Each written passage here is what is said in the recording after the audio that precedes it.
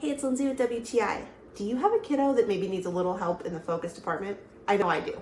And that's why these GOJOY Kids Focus Gummies were exactly what we needed. I was super excited to get these for my 9-year-old.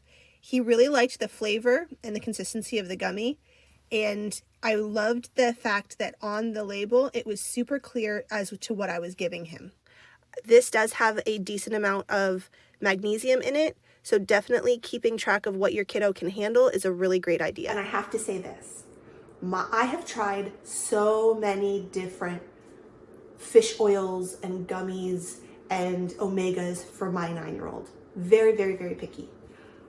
This was the first gummy that I ever found that he actually liked the taste of.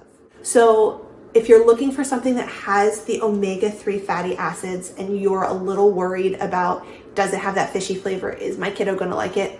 These are the first ones I found that my super picky kiddo actually liked and would take. So if you're looking to give your kiddo something to help, definitely look into these GOJOY Kids Gummies. But that's just my point of view.